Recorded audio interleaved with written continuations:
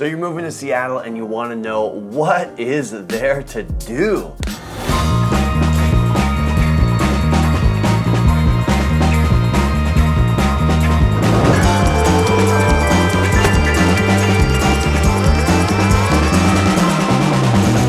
What's going on, everybody?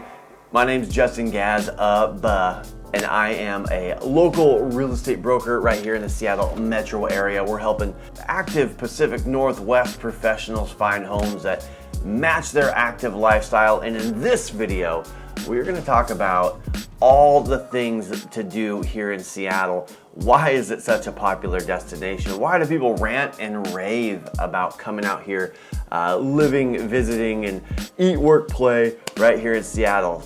So if that's the kind of information you're looking for, start now, hit that subscribe button, tap that notification bell, smash the like button for the YouTube algorithm, give us some help here.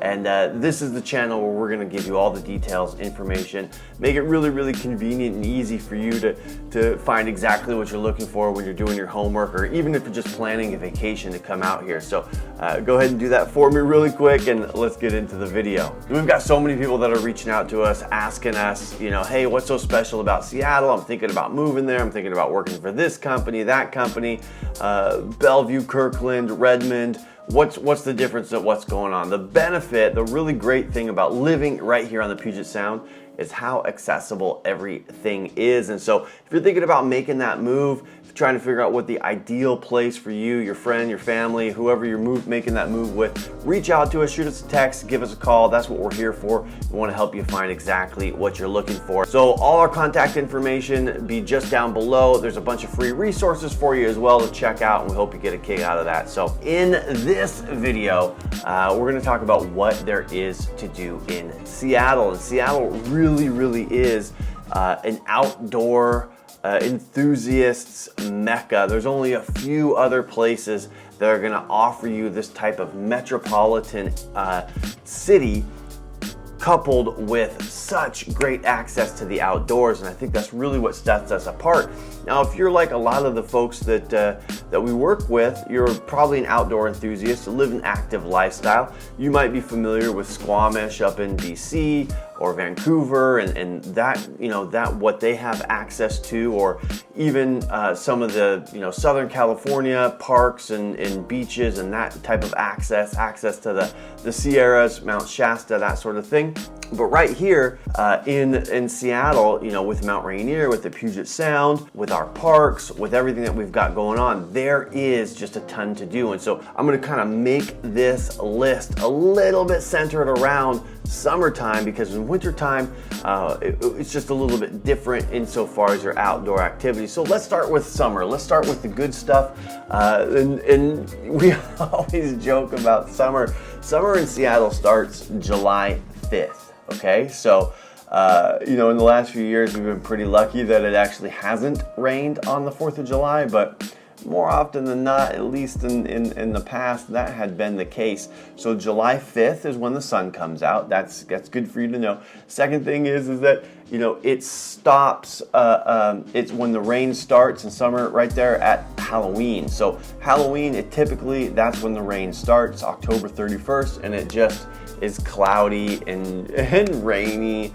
We might get some snow here or there, but we typically only see like one real snow day, maybe 2 or 3 throughout that winter season. And that typically hits us, you know, traditionally we see those heavy snows in February, right? And then we got that doom and gloom all the way up until July 5th when it starts to get sunny. So let's just hit the list. Obviously the sun comes out. It's not like today again, it's just high overcast. It's not raining. The clouds are, you know, sky is gray. There's no blue sky out there. I'm looking out my window right now. That's what it looks like, and that's a win. So, okay, so let's hit the list. Let's think about how we can start our day off in the morning. Perfect average day, living that best Seattle life. And so I really think that for a lot of folks, if you've got access to a sailboat, chances are you're gonna start out the morning, you're gonna hit up and go sailing. And if you're a sailor, if that's your thing, you're probably gonna sail all day. So that's gonna be probably your perfect average day. But for everybody else, right, who's maybe got family coming into town, or maybe you're just trying to get to better know, or you're trying to be a tourist in your own town and you want to kind of do those things that that a tourist might do, you can start off with a great local company, local cup of coffee. Doesn't have to be the one that everybody knows. There's a lot of great coffee shops. Storyville is one of the ones that they have a great presence here, and there's a great little coffee shop right there at Pike Place Market. Start your day off right there, right in the hub, right in the the middle of what Seattle's known for. Get out there and have that cup of coffee. Check out Pike Place Market, and then give yourself the opportunity to maybe take a stroll through the Seattle Sculpture Park. Now you're off to a great start, right? You could do a brunch if you want to right there in the that downtown area, or maybe you want to get out and do something a little bit different. But obviously, going to start your morning off with a cup of coffee.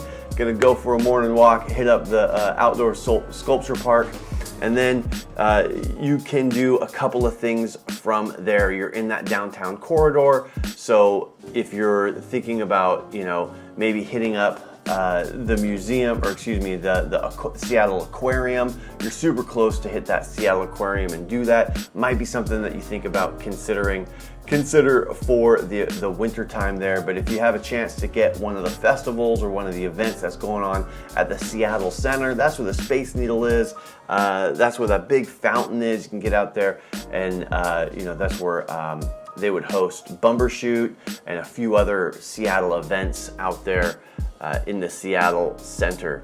Now, if you're really into just taking in the surroundings and getting out, you might make your way over to UW, where they have the Arboretum, Japanese gardens, all this beautiful parks and place to get a run in, or just take in the gardens there. It's pretty amazing. A lot of good waterfront. There's a good kayak put in if you want to put in a kayak and go out into part of the park is in the water there and paddle around. You can kind of get started right under the 520 bridge and do that. And that's where Lake Washington, connects to Portage Bay right there in that Montlake cut, and then comes out over into Lake Union, which is really a fun thing to do is go kayak through Lake Union. There's a few rental spots. You can pick up a kayak, go through there. You see all those houseboats, Sleepless in Seattle, the houseboat and everything is all right there. And then you can spend your time right there in Lake Union. South Lake Union has a lot of spots now.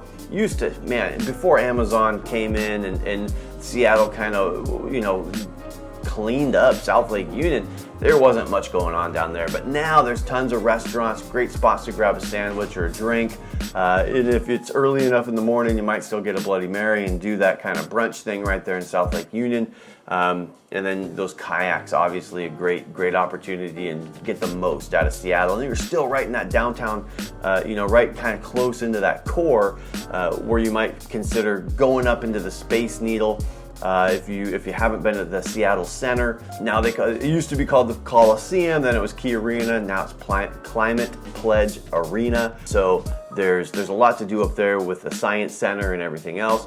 And then you can actually take a tour observation deck and get yourself up into the Space Needle to take a look around the kind of Seattle metro area and Puget Sound, Olympic Mountains to your west, Cascade Mountains to your east and southeast. You're going to see the crown jewel, one of the most prominent features and recognizable mountains in the United States. There's Mount Rainier, and definitely worth taking a look. Another great observe if you like that type of getting up and looking observation towers. The old Columbia Tower, it's that giant black Darth Vader looking building in Seattle. They have an observation deck that you can go up to, grab a cup of coffee up there and take a look around. Really pretty fun, kind of see it from a different perspective. It's on the other side of downtown that you can get to and take a look. And then again, if you're, I kind of started this out like you're going to go 1, 2, 3 and make your way around, hit it up, but this is just kind of all up in the air now. But Kerry Park over in Queen Anne also has a great place to enjoy the park and view. You can actually see Alki in West Seattle all the way through Elliott Bay. I almost said Union Bay, but that's a different spot. Elliott Bay into and the downtown skyline. I mean, really a lot of fun. We were out there a while back when, gosh, it must have been, I can't remember what holiday it was, but they're having the Blue Angels were here, and they're having the air show, and you could catch the Blue Angels coming right through where they would turn around, because the show was actually over Lake Washington, kind of closer to the I-90, where I-90 goes over to Mercer Island and Lake Washington there. But a very, very cool spot to check out. Okay, so I know we've done a lot of walking around. We had coffee at Pike Place Market. We went and strolled through the Seattle Art Museum. We got some kayaking in and maybe a Bloody Mary in South Lake Union. Hopefully you grabbed a sandwich, right? So the other thing, if it's a wonderful, beautiful, sunny day, oh yeah, and we went through the Arboretum down at UW. I mean, you are putting in some miles, so congratulations, good for you. The other thing is, that super recommended is to go into Capitol Hill and get yourself into Volunteer Park. Go see the conservatory, the building out there, what they're doing. That's an amazing park. If you just want to, meet some friends, play some croquet, some frisbee golf, whatever activity, that you're into, that park is a really, really great place to take a walk and go through, hang out with some friends and enjoy that summer sunshine. If you want to be away from some of the beaches that Seattle offers, that's a great spot to do it. The other thing is obviously Seattle beaches. There's a couple of great spots that you can check out. Alki Beach with sandy beaches and volleyball, and they've got all those cute shops down there in West Seattle that offer, coffee shops, fish shops, taco shops. It's kind of like refer to it as the Gold Coast of Seattle. It has a very different, vibe and feel in Alki than it does in any of the other real neighborhoods in Seattle. So that's a spot. And then obviously Golden Gardens in Ballard, again, sandy beaches. You're gonna see that you'll be able to get those volleyball nets out. There's trees and stuff. You can hang your hammocks and have a relaxing afternoon there. There are even some bonfire pits that you can get to and have a fire right there on the beach. So a lot of different options there for your perfect Seattle day, and you can pick and choose between these things. And I always, whenever I'm talking to folks about, getting to know a neighborhood or getting to know, sometimes people want to talk about different cities like they're different neighborhoods or they're different cities, right? So far, all of this stuff is right here in Seattle. But honestly, you never want your blood sugar to crash, so always make sure that you're trying to find a sandwich or do something to keep yourself going, because this is a big day so far, right? So check out one of those beaches, feel that Pacific Northwest sunshine, anything above, 60, 65 for some people, 67.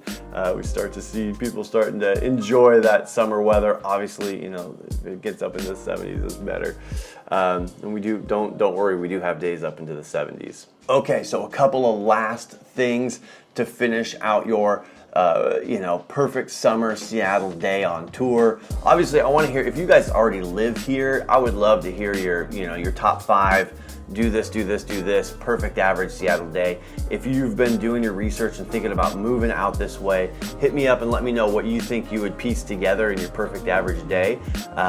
Just to, whether you're going to bring mom and dad along, or you're going to, have a friend fly in from out of town and you want to kind of show them the best bang for your buck of what you can absolutely do. So the last couple of things on the list, I've never done this, but I hear great things about the Seattle Seaplane tour. Picks you up and drops you off right there in Lake Union. You get out into, I think, Kenmore Air, into one of those seaplanes and tour around and get a good aerial view. Seems like this list has a lot of kind of aerial, first impression looks of Seattle, but that'll get you up in the air. Great little flight seeing tour. Take a look around and get to better understand the layout and geography of the Puget Sound and the Seattle area. And since this is summer, there's this list is designed for that. Obviously, you're going to go out to dinner someplace. You're going to take in, maybe get something to eat. But one of the things that I think fun to do in the summer, you can do this in the winter too, is I want to make sure I get the guy's name right, but it's the Seattle Underground Tour, and they have a couple of different versions of this. A lot of people don't know that there was a big fire that wiped out most of Seattle, and it used to be really, really awkward with the streets down low and the sidewalks up high. And when that fire came through, it gave them the opportunity to kind of rebuild everything, but they lost a level of these buildings that were actually built lower, because they kind of built the streets up elevated in a lot of spots. So there is a whole story, physical building story underground in a lot of the old downtown area. And so I think it's Bill Spidell, Bill Spidell Underground Tour. There are a couple of different versions. It starts in Pioneer Square. The tour guides are amazing. Tons of interesting stories about early Seattle, the Klondike era. Seattle really was one of those places that started from all the people going up to the Klondike, all the people going up to Alaska. This was the outfitter, right? This is where Eddie Bauer as an outfitter got their start, and Nordstrom started out as an outfitter for these Klondike adventures, or going up for the gold rush there. So definitely want to check out that Bill Spidell Seattle Underground Tour. Super, super interesting. Okay, a few honorable mentions for folks. I'm not a huge sports fan. I don't follow any of the teams religiously. A lot of my friends are, and I support them, and I support their sports. So when I go to a match or whatever, I go with them, mostly because they're so excited to go. So obviously, if it's the time of year for it, you want to check out the Sounders.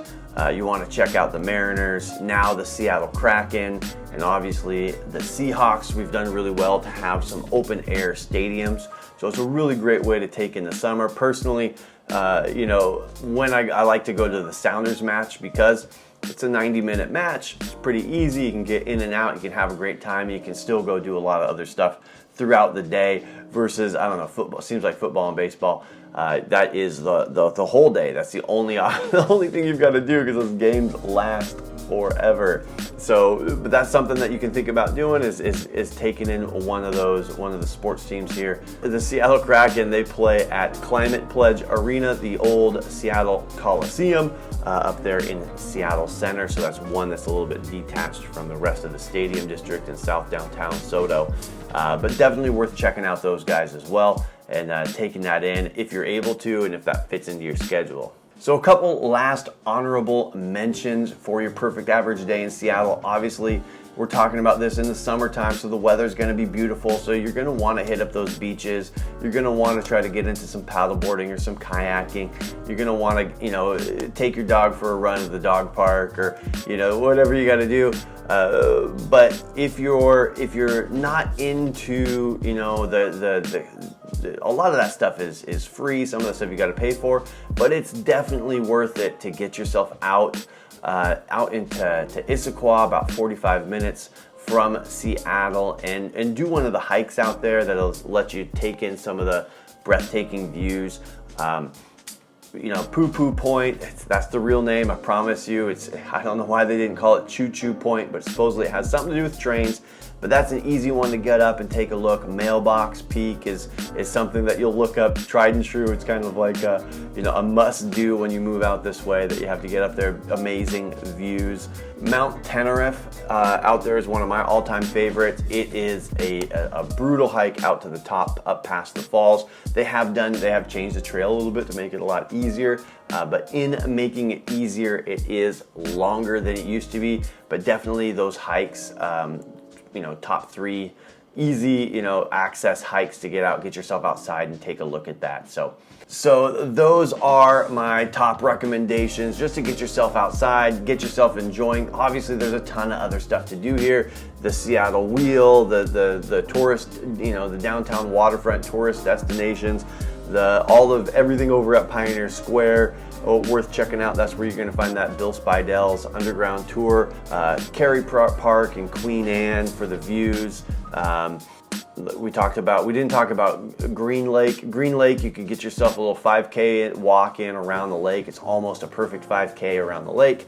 But we talked about playing volleyball or doing something over at Golden Gardens, having a bonfire, or doing fish tacos, coffee, and volleyball over at Alki Beach. I mean, there's just tons and tons of stuff to do here. But if that's not your jam, next video we're going to talk about a little bit more indoor activities and what to do kind of in the winter time. Obviously, you can do any of that stuff any time of year, depending on, they say that there's no such thing as bad weather, there's just insufficient gear, right? And so definitely want to have a few rain jackets living out this way and some different stuff that way.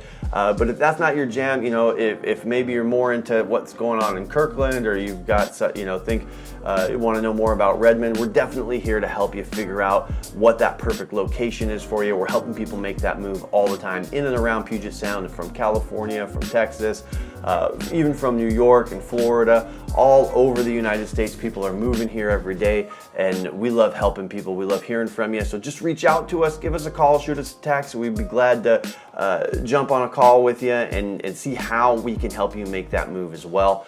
Really appreciate it. Don't forget, all the contact info's down below, and we'll see you in the next video. All right, talk to you.